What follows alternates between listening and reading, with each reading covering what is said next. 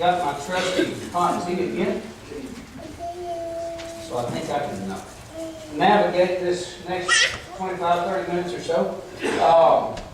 I shifted things up because we only had one hour of worship today. And so I am bringing out what was going to be this evening's lesson. And for those who have not been with us on Sunday evenings, we've been doing various character studies, starting back in the earliest chapters of the Bible and working our way up through. Last week we talked about one of the judges, Deborah in particular, and her leadership qualities and some of the things, principles attached to that.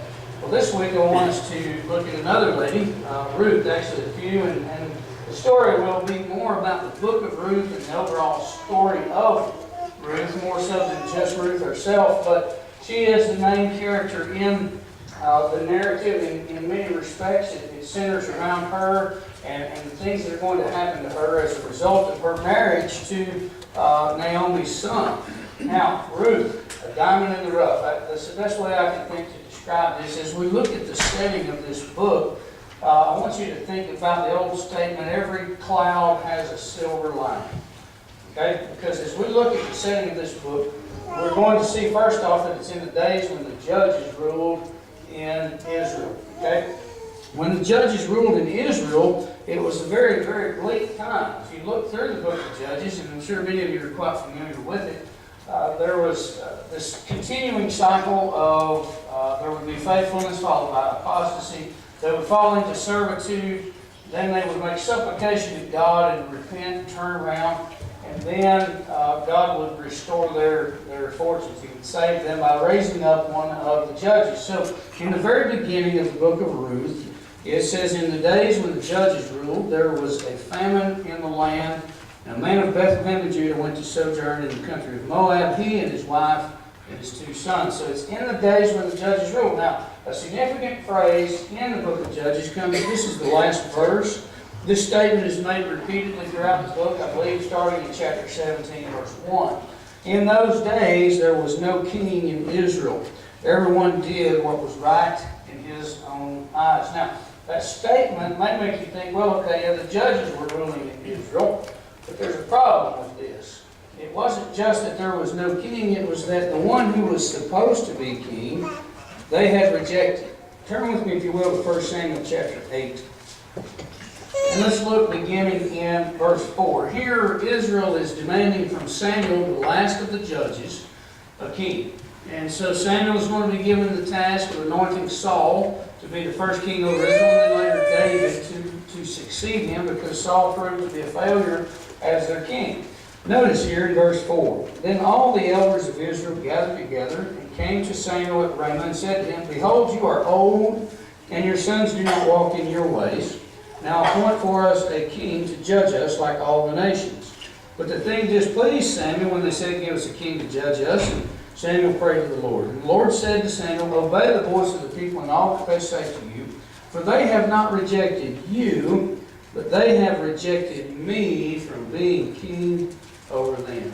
So when it says in Judges 21, verse 25, there was no king in Israel in those days, it means they had rejected their king. They had rejected God, who was rightly their king. Every man did what was right in his own eyes. Perhaps you go home this afternoon and read Judges 19 through 21, and you will be just taken aback if you're not familiar with that. You'll be like, are you kidding me? That all of that was taking place. It is looting and pillaging and all sorts of violence and rampant wickedness, because they rejected God as their king, and every man did what was right in his own eyes. So that's what's going on in the full scope of what is Israel. Fresh off of the conquest of the land of Canaan, they quickly turned to idols and all of the different sinful practices that were attached to idol worship in the land of Canaan. So that's part of what's going on here. The results of the rejection of God are just grossly displayed in the book, which is one of those other reasons why I'm convinced of the inspiration of the Bible. God makes no effort, no attempt of any sort to mask over the failings of His people. And then throughout, you get to see Him working with them in order to bring about His ultimate ends. Now, so we're in a time when they've rejected God by and large, okay?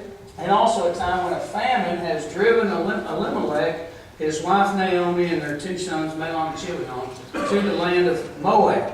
Okay? Now Moab was a descendant of Lot, Abraham's nephew, and they were a godless people by this time already. Moab and Ammon came from those 2 sons of incest that happened after Lot was delivered out of Sodom and Gomorrah. So there's been issues here. They're a kindred people, but Moab is a problematic place. So here they are. If you look at verse 2 now in Ruth 1, the name of the man was Elimelech, the name of his wife Naomi, and the names of his 2 sons were Mahlon and Chilion. They were Ephrathites from Bethlehem in Judah.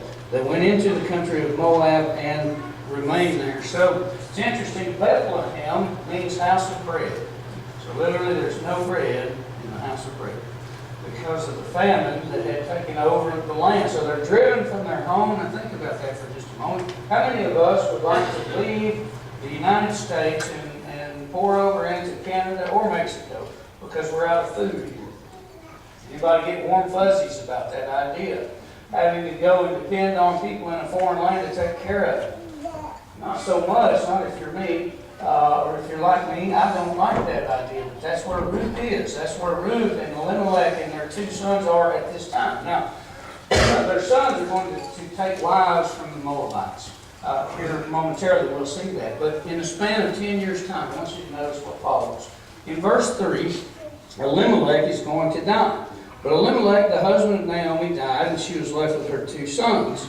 These took Moabite wives. The name of the one was Orpah, and the name of the other Ruth. They lived there about 10 years, and both Mahlon and Chilion died, so that the woman was left without her 2 sons and her husband. Think about that.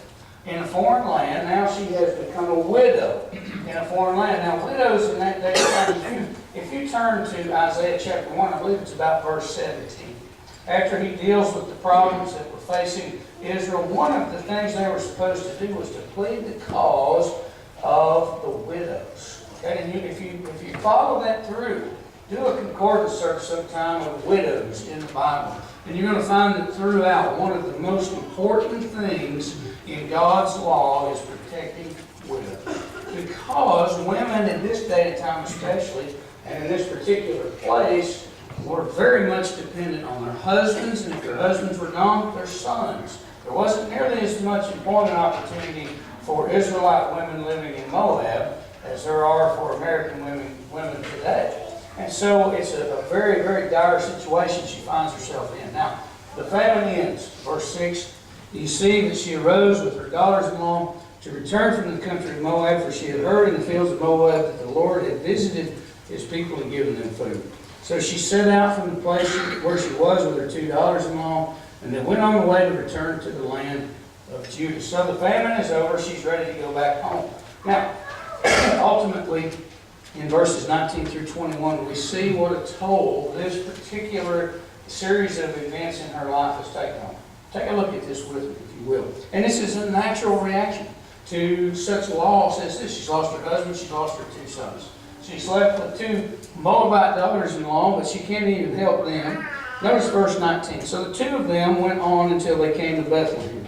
And when they came to Bethlehem, the whole town was stirred because of them. And the women said, "Is this Naomi?" She said to them, "Do not call me Naomi, call me Mara." In case you're wondering, Naomi means pleasant. Mara means bitter. So why would she say, "Don't call me pleasant, call me bitter"? Well, she's going to tell us. "For the Almighty has dealt very bitterly with me. I went away full, and the Lord has brought me back empty. Why call me Naomi? Why call me pleasant? When the Lord has testified against me, and the Almighty has brought calamity upon me." So here, Naomi is a bit embittered. Though her daughter-in-law Ruth is coming back with her here, we'll zoom in a little bit on Ruth's statement that was just read in a moment. But here's the deal. Here's the situation for Naomi in this book. This is a sad situation. I mean, this is awful, what she's having to deal with. And it's at these times, I read something on Facebook just yesterday, talking about God and how He works and when He selects people the most. It's usually when they're down and out. Talking about getting Joseph from a pit. Remember, he was sold into slavery? That's when God began to really move and use him. Daniel was in a lion's den. God used him in a big and mighty way, changed the heart of a king of Babylon at the moment. And so that's just the nature of God. So remember that. Whenever it's your darkest hour, that may be the very moment where you are able to be empowered by the Lord in His will more so than any other time in our lives. It's usually at those moments where we turn back to Him. So, a time of lawlessness in Israel, a time of famine, a time of loss for this woman. Everything she knew was turned upside down right here. So, you got a dark cloud, and as I said at the beginning, every cloud has a silver lining. That's a statement basically saying it's never as bad as it looks. It is never as dark and as dreary as it may look on the surface. So I want us to start with Ruth and her profound loyalty to Naomi. Now think about this. I've heard in-law jokes for as long as I can remember. Thankfully, I can't tell them. I've got good in-laws. You quote me on that. I'm thankful for my wife and her family. I didn't just get a good wife. I got an entire good family of people. But not everyone can say that, right? The warm fuzzies between in-laws isn't always there. It ought to be because we're fellow human beings, and being as how there's a marriage that's taking place, you would think that there would be a rallying together around these two individuals, but sadly that's not always the case. But look at the loyalty of Ruth here. Now remember, Ruth herself has become a widow the same as Naomi has. And Naomi has no security to offer her. Notice what she says in verse 11. In trying to urge her to go back to her family. But Naomi said, "Turn back, my daughters. Why will you go with me? Have I yet sons in my womb that they may become your husbands? Turn back, my daughters, go your way, for I am too old to have a husband. If I should say I have hope, even if I should have a husband this night, and should bear sons, would you therefore wait till they were grown? Would you therefore refrain from marrying? No, my daughters, for it is exceedingly bitter to me for your sake that the hand of the Lord has gone out against you." So she's saying, I can't help you with another husband down the line. And it wasn't just as easy as go and find yourself another husband. There were some complications involved there with the perception of widows in that regard also. So here's Ruth in a similar predicament, but she's at least in her home country. Now, Naomi is getting ready to go back to her homeland, which would mean for Ruth to go with her, she's got to leave her homeland. And her family, the ones that she knows, will care for her needs, and she's going to have to trust in Naomi, her people, and her God. Now, I would say that she's probably witnessed the character of Naomi, as well as Elimelech, and Mahlon and Chilion, the two sons of theirs, and understand something about the nature of God. But just listen to what she says. I'm going to reread part of what Andrew read for us and then go one verse further. But Ruth said, "Do not urge me to leave you or to return from following you. For where you go, I will go, and where you lodge, I will lodge. Your people shall be my people, and your God, my God. Where you die, I will die, and there will I be buried. May the Lord do so to me, and more also, if anything but death parts me from you." How many cases of loyalty like this can you cite right off the top of your head? We live in a me society, right? It's the me generation, they say. Been hearing that for some time. But look at this. Ruth is willing to walk away from her roots, from her gods that she has been raised up with. That's a big one too.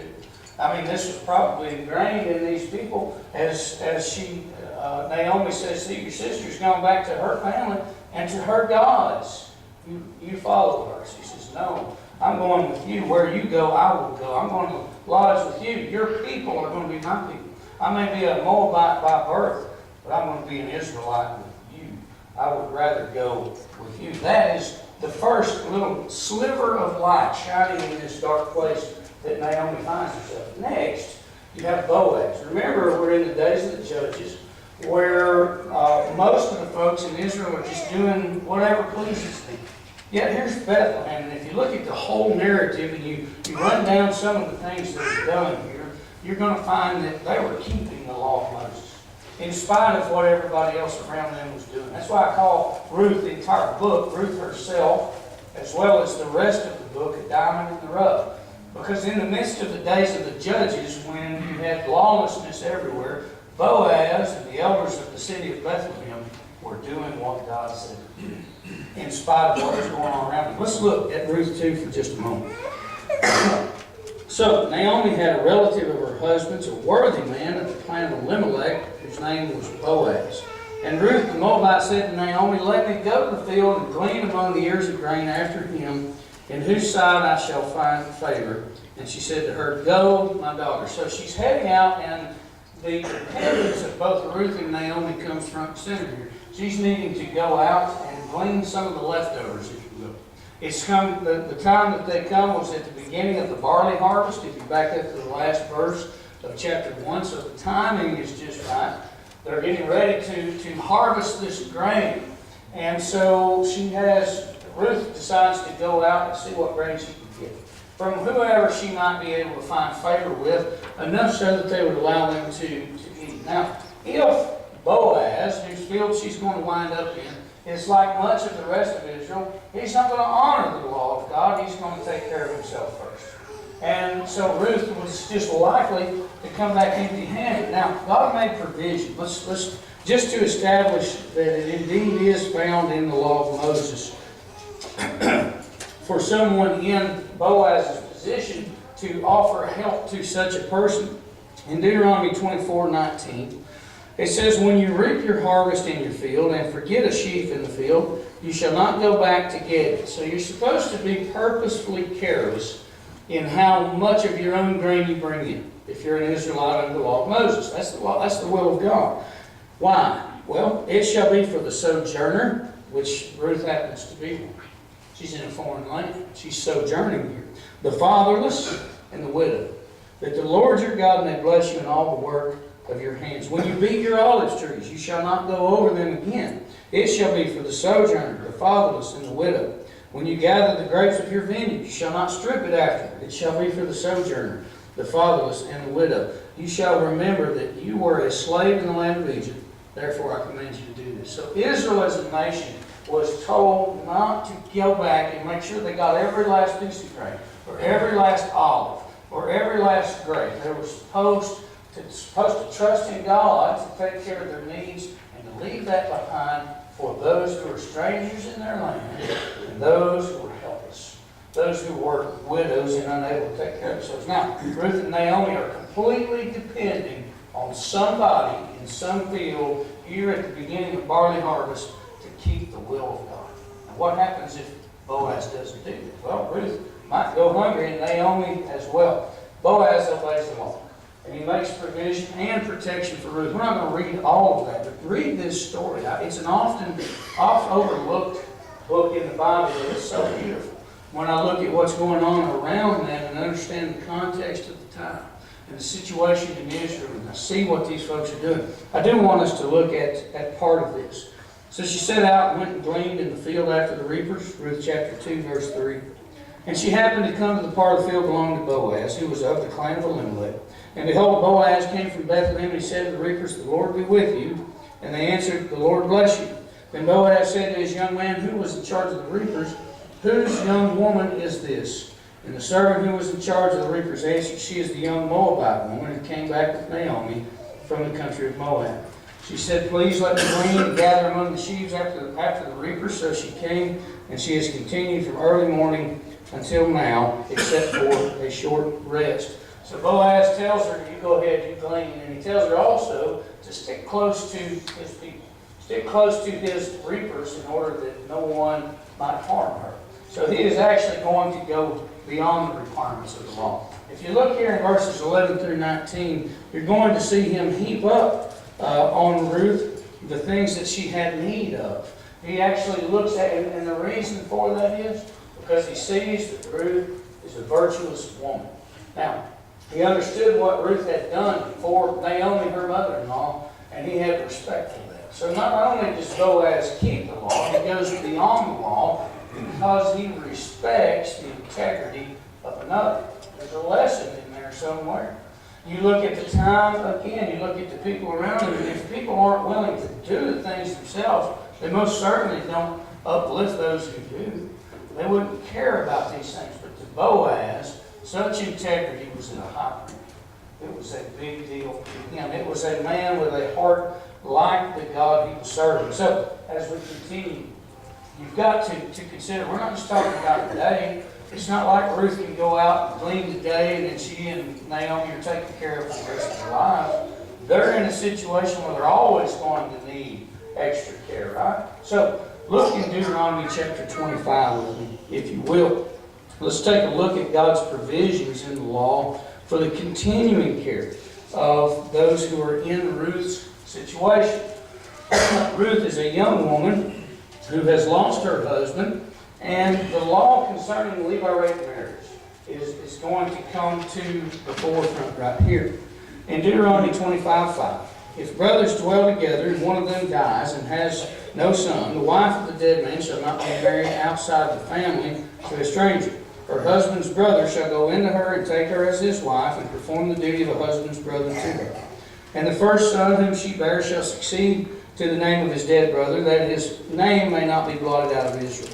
And if the man does not wish to take his brother's wife, then his brother's wife shall go up to the gate to the elders and say, my husband's brother refuses to perpetuate his brother's name in Israel. He will not perform the duty of a husband's brother to me.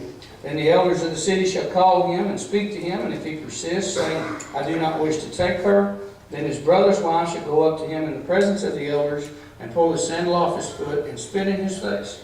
And she shall answer and say, so shall it be done to the man who does not build up his brother's house, and the name of his house shall be called in Israel, the house of him whose sandal is pulled off. Now, this is known as Levirate marriage, but if it were not a brother, it came to the near kinsman. Okay, a kinsman redeemer, if you will. Now, let's take a look at Ruth 3, verse 9.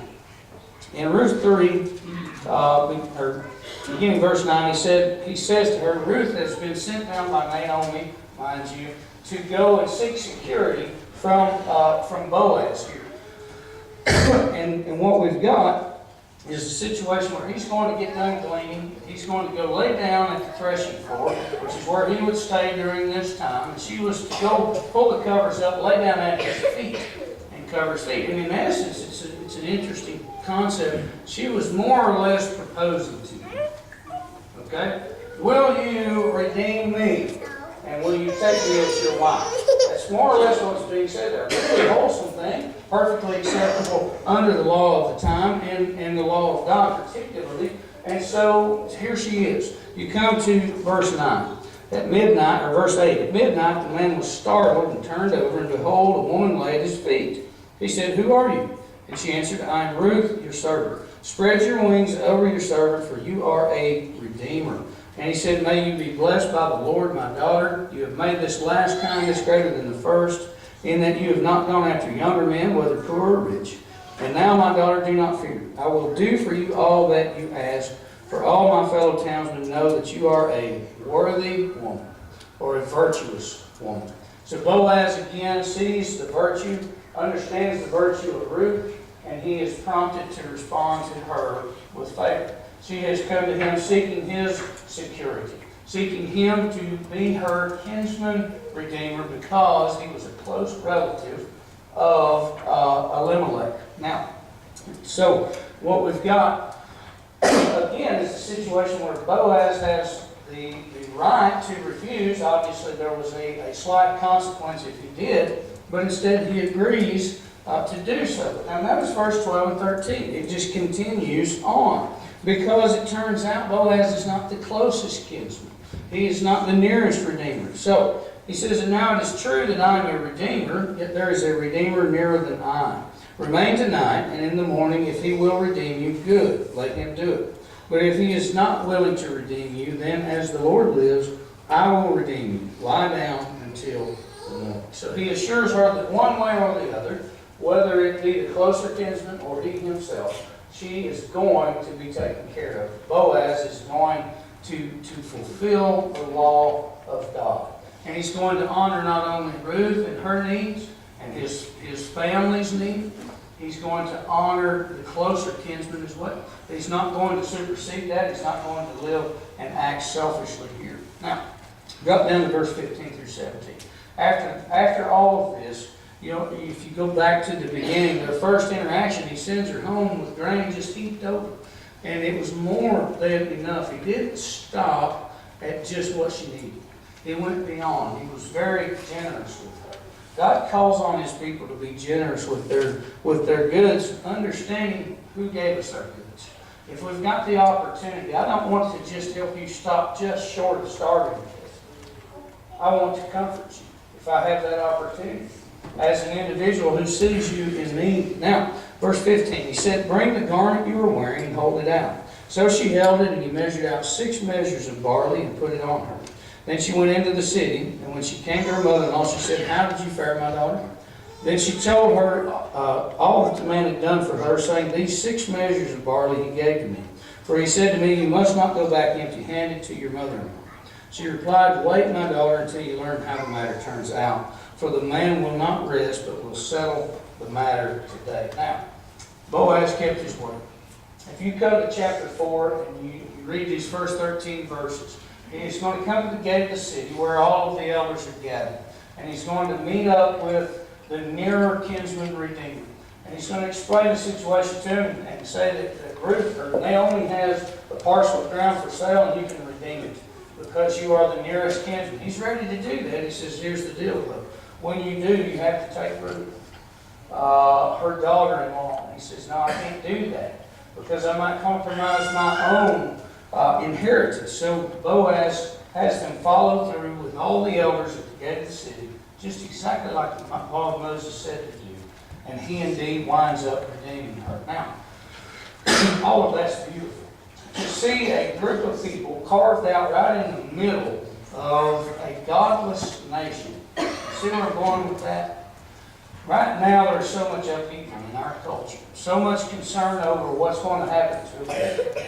So much concern over all of the things that are being done in America. And I know many people are becoming discouraged and becoming paralyzed in our Christian work and in our Christian lives.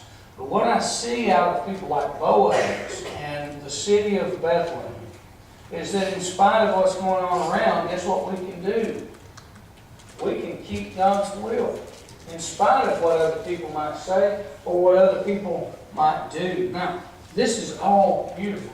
The loyalty of Ruth to her mother-in-law is astounding. It is just really, really amazing to see someone willing to go to such lengths and risk so much at the hands of other people in order to care for one that she was close to like this. Then to see Boaz take in a Moabite woman. Now, this isn't a woman of Israel, mind you. He was putting himself in a situation as well. Because the Israelites, how did they view people who were not of Israel? Usually not so fondly, right? And they weren't really supposed to. In respect to their tendency toward idolatry and the tendency of the children of Israel to be led astray from that. So this is a remarkable account of Boaz, but the most important part of this entire account comes in chapter 4, verses 11 through 22. There is a son born to Ruth and Boaz. They're going to name him Obed. Okay? Obed, as you follow this through, is going to bring about a couple of really important things. One, Naomi's joy is restored. Okay? Verse 13 through 17. Let's just start there. So Boaz took Ruth, and she became his wife. And he went in to her, and the Lord gave her conception, and she bore a son. Then the women said to Naomi, "Blessed be the Lord, who has not left you this day without a redeemer. And may his name be renowned in Israel. He shall be to you a restorer of life and a nourisher of your old age. For your daughter-in-law who loves you, who is more to you than 7 sons, has given birth to him." Then Naomi took the child and laid him on her lap and became his nurse. And the women of the neighborhood gave him a name, saying, "A son has been born to Naomi." They named him Obed. Listen to that. Naomi's fortunes are restored. Naomi went out, what? Pleasant. She was brought back in bitter. She went out full. She was brought back in empty-handed, but not so anymore. Because of the loyalty of Ruth and because of Boaz's willingness to do what God told him to do by virtue of the law of Moses, Naomi's fortunes are restored to her. But that's not the big deal. The big deal is that he was David's grandfather, Obed. If you go to Matthew chapter 1 and you go through the genealogy that we're often tempted to overlook because this one begat that one, and this one begat that one, and that one begat that one. You're going to find Ruth in there. Okay? Ruth, a Moabite woman, is in the genealogy of Jesus Christ. Now, think about everything else that's going on here. Did God make a promise to Abraham at some point? That through his descendants, he was going to bless all the families of the earth? You know, in Galatians 3:26 and following, when he describes us in the church as being descendants of Abraham, it is because he kept that lineage going. The most important part of this whole picture comes out right here, beginning in verse 17, the last phrase. They named him Obed. He was the father of Jesse, the father of David.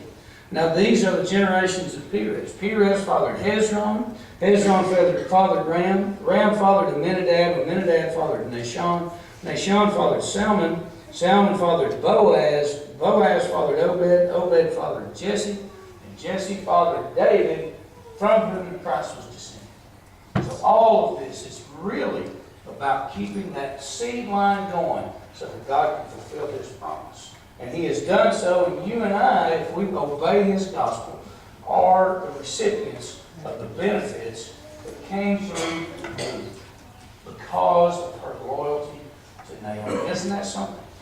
A picture that I never thought about in the book of Ruth before diving into it more deeply. So what do we do with this? First, we have to accept this reality. Tough times will come to us. Pain and suffering are part of living in a fallen world. I wish that I could say it were not so. I wish there was another answer. But in this line, that is a certain reality. I saw a funny meme the other day. So there's 3 things you can count on: death, taxes, and Nick Saban winning. I don't like either. But anyway, those things are certain. We will die. We will have to pay our taxes, or maybe go to prison if you choose not to. Worst of all, you would displease your Lord. But harsh reality. Life in a fallen world means suffering. It means pain. It can mean situations like what Ruth ran into. However, God's people can serve him regardless of our circumstances. No matter how bad the Supreme Court of the United States may make their decisions, you and I can still please God. We see it right here with Boaz and with the rest. Also, God can use anyone from any background. We need to be certain that we never cross anybody off the list of potential candidates for being a child of God, because he can bring anyone. If he can bring a Moabite woman away from her gods and from her pagan family and put her in the genealogy of Jesus Christ, he can take anybody from any place and turn them into a faithful servant of his. So take that in mind. In so doing, as he uses people for his will and to do his bidding, he brings about his good purposes. Romans 8:28 is one of the most powerful passages to encourage us, to lift us up, and to get us through. Let's just turn and read that passage. Romans 8, verse 28, understanding that I'm never going to understand everything, but I can understand this. We know that for those who love God, all things work together for good, for those who are called according to his purpose. He has a purpose in mind for all of mankind, and it is that we would all come to faith in Jesus Christ, whom he has brought through this same line. He always provides that silver lining. Okay? No matter how dark your situation, no matter how ugly it may be, God can make something beautiful out of it if you're willing to do so. And finally, like Ruth, we can choose to be a diamond in the rough. No matter what your situation or no matter what you're surrounded by, if you will put on godly principles and a godly attitude, you'll shine out. Light shines brightest in a dark place. The darker it is around you, the brighter your light can shine. This morning, if you're not a child of God, why not? Jesus died for you, to allow you to become a child of God, to be forgiven your sins, to become a part of God's family, to be God's child, to be, in essence, the brother or sister of the Christ. He wants to be your brother. He wants to be your Lord. He wants to be your Savior. That is the Lord's call this morning. We'll be glad to help you through it, to understand what he would have you to do in order to be his child. If you have become his child, but you've wandered away, you have wandered back into darkness, and you're not seeing the silver lining that he has around your path, take a closer look. Come back Talk to the Lord again. Make things new with Him, because He's always ready to forgive and ready to start over with a brand new, perfectly clean slate. That is the Lord's invitation right now. As together we stand and we sing.